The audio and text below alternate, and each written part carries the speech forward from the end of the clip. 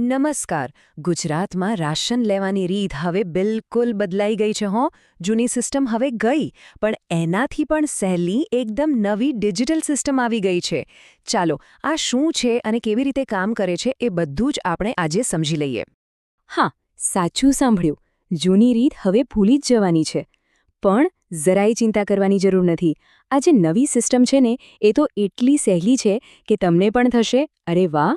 ચાલો, એકદમ શરૂઆતથી સ્ટેપ બાય સ્ટેપ બધું સમજીએ, એટલે કોઈ જ કન્ફ્યુઝન ના રહે.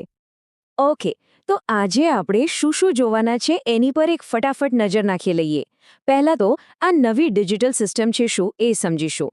પછી એના 5 ખૂબ જ જરૂરી નિયમો જોઈશું. એ પછી એપમાં રજિસ્ટ્રેશન કઈ રીતે કરવું એની આખી પ્રોસેસ. પછી એ કૂપન વાપરવાની કઈ રીતે. અને છેલ્લે આ બધાનો મેઇન ફાયદો શું અને આપણી શું જવાબદારી છે એની વાત કરીશું. ચાલો ત્યારે શરૂ કરીએ.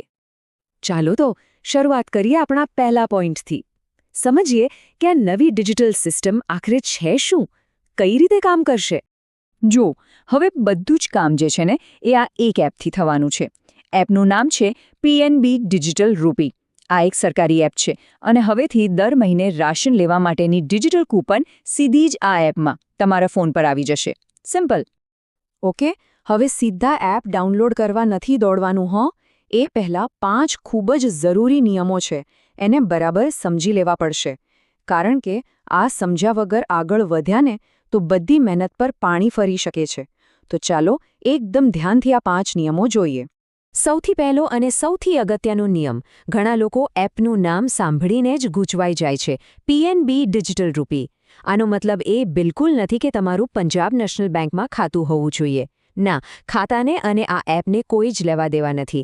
આ તો ખાલી એપનું નામ છે. હવે બીજો નિયમ, આ બરાબર સમજી લેજો. માની લો કે એક જ રેશન કાર્ડમાં પરિવારના 4 લોકોના નામ છે. તો સવાલ એ થાય કે કૂપન કોના ફોનમાં આવશે? તો જુઓ, નિયમ એકદમ સીધો છે. પરિવારમાંથી જે પણ વ્યક્તિ આ એપમાં સૌથી છેલ્લે રજીસ્ટર કરશે ને, દર મહિને કૂપન એમના જ ફોનમાં આવશે. એટલે ઘરમાં પહેલાથી નક્કી કરી લેજો કે કોણ છેલ્લે રજીસ્ટર કરવાનું છે. ત્રીજો નિયમ છે કૂપનની વેલિડિટી વિશે. આ જે ડિજિટલ કૂપન છે એ આખા મહિના માટે ચાલશે. એટલે કે તમે 1લી તારીખે જાઓ કે 20મી તારીખે, કોઈ ચિંતા નહીં. પણ એક વાત ખાસ યાદ રાખવાની, મહિનાની છેલ્લી તારીખ જેવી પૂરી થશે, એટલે કે રાત્રે 12 વાગશે, એટલે કૂપન એક્સપાયર થઈ જશે. પછી એ કામ નહીં લાગે. એટલે સમયસર રાશન લઈ લેવું. નિયમ નંબર 4. ઘણાને એમ થાય કે હવે સિસ્ટમ બદલાય તો શું દુકાન પણ બદલાઈ જશે? તો ના, એવું નથી. રાશન તમને એ જ દુકાન પરથી મળશે જ્યાંથી તમે અત્યાર સુધી લેતા આવ્યા છો. તમારી જે નક્કી કરેલી સરકારી અનાજની દુકાન છે ત્યાં જ જવાનું છે. જગ્યા નથી બદલાઈ, ખાલી રીત બદલાઈ છે. અને છેલ્લો 5મો નિયમ. આ તો એકદમ કોમન સેન્સની વાત છે.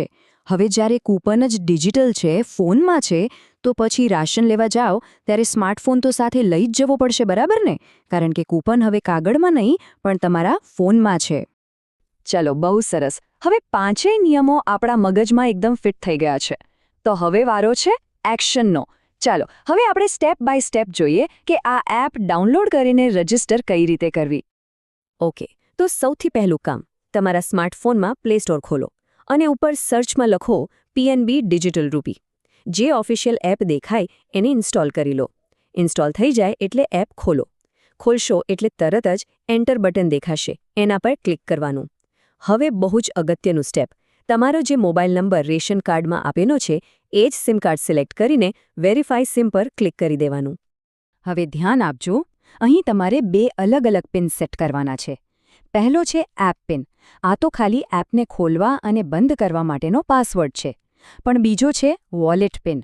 આ 6 આંકડાનો પિન બહુ જ અગત્યનો છે, કારણ કે જ્યારે તમે દુકાન પર રાશન લેશો ત્યારે આ જ પિન નાખવાનો થશે. મારી એક સલાહ છે, આ બંને પિનને ક્યાંક સાચવીને લખી રાખજો, ભૂલી ના જતા. ઓકે, હવે જે સ્ક્રીન આવશે એ સૌથી અગત્યની છે. અહીંયા જ મોટાભાગના લોકો ભૂલ કરે છે. તમને એક મોટું બટન દેખાશે જેના પર લખ્યું હશે લિંક PNB અકાઉન્ટ.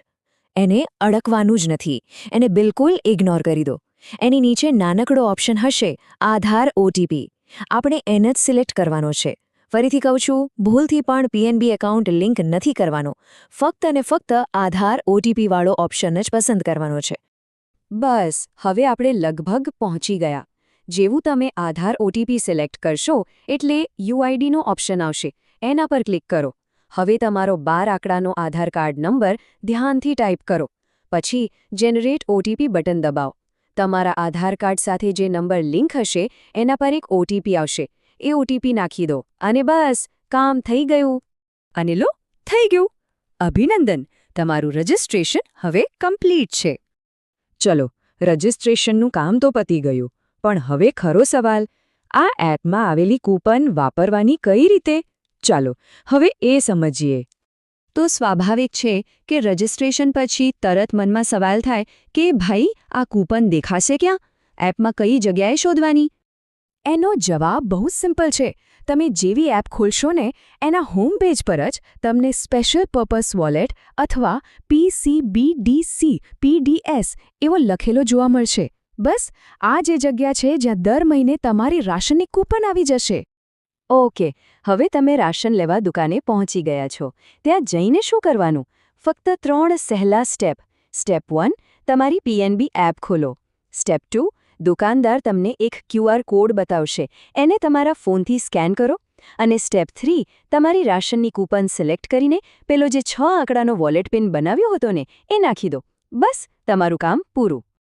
ચાલો, આપણે આખી પ્રોસેસ તો સમજી લીધી. પણ આ બધું કરવાનું શું કામ? આ નવી સિસ્ટમનો સૌથી મોટો ફાયદો શું છે? અને એની સાથે સાથે આપણી એક નાનકડી જવાબદારી શું છે એના પર પણ વાત કરી લઈએ.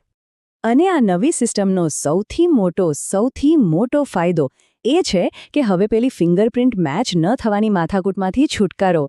કેટલી વાર એવું થતું હતું, ખાસ કરીને આપણા ઘરના વડીલો સાથે, કે એમનો અંગૂઠો મેચ ન થાય અને એમને ખાલી હાથે પાછા આવવું પડે. હવે એ બધી જ સમસ્યાઓનો અંત આવી ગયો છે. આ ખરેખર એક બહુ જ મોટી રાહત છે.